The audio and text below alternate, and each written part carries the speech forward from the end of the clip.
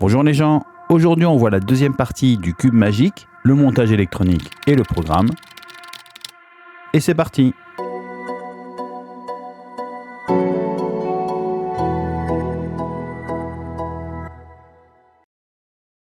Pour le montage, on a besoin d'une carte Arduino, d'un écran LCD 2 x 16 caractères en I2C, une carte RFID RC522 et un haut-parleur. Pour le câblage, on va justement commencer avec le haut-parleur. On va donc brancher le fil noir sur le GND et le fil rouge sur la broche 7 de l'Arduino. Pour le LCD, on a un branchement en I2C, donc on a besoin de 4 broches, 2 pour l'alimentation, donc le noir pour le GND et le rouge pour le 5 volts, et 2 autres fils pour le SDA et le SCL. Donc le SDA en mauve à l'écran est relié à la broche A4 et le SCL à la broche A5.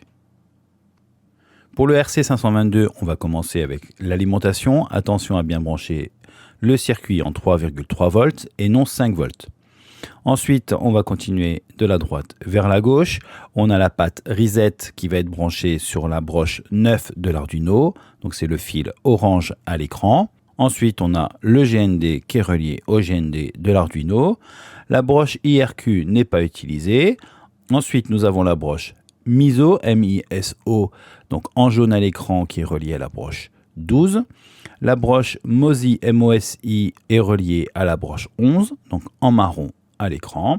Ensuite, la broche SCK en vert à l'écran est branchée à la broche 13. Et enfin, la broche SDA est reliée à la broche 10 de l'Arduino et le fil est mauve à l'écran.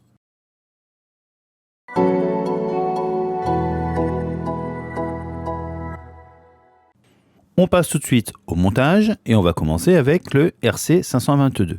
Donc cette petite carte électronique va venir se fixer sous la plaque du dessus comme vous pouvez la voir à l'écran, là où il y a le cube. Donc au dos, on va fixer avec un pistolet à colle cette carte électronique RC522. Pour la fixation de l'écran LCD, il va falloir rajouter une petite cale afin qu'il reste stable au niveau de la plaque. Donc une fois que l'ensemble tenait correctement, je l'ai fixé également avec le pistolet à colle. Et on va terminer avec le circuit Arduino Uno et le haut-parleur. Donc là, il suffit de les installer à l'intérieur de la boîte au bon endroit, évidemment, et de les fixer toujours avec le pistolet à colle afin qu'ils soient bien maintenus.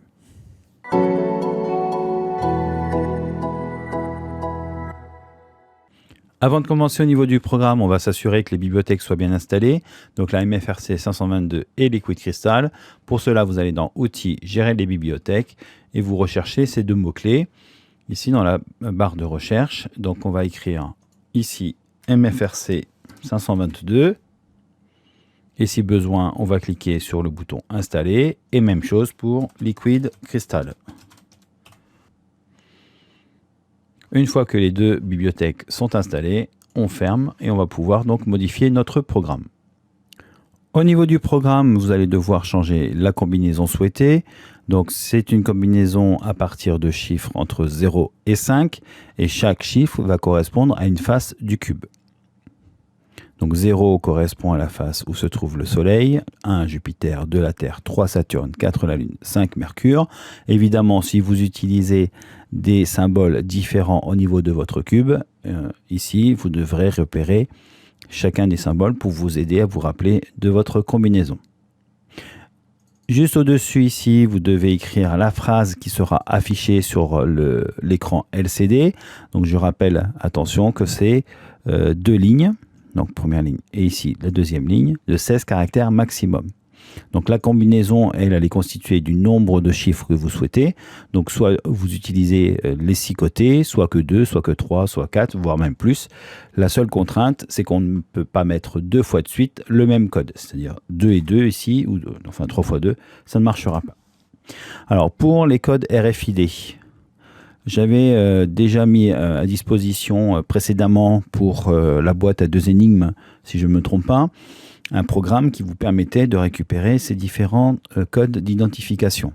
Donc voilà, ça correspond à ce programme que vous pouvez télécharger. Je vous remets le lien dans la description. Il faudra juste faire attention de modifier ici la valeur 8 par la valeur 9, puisque notre nouveau montage utilise la broche 9 pour la broche de reset.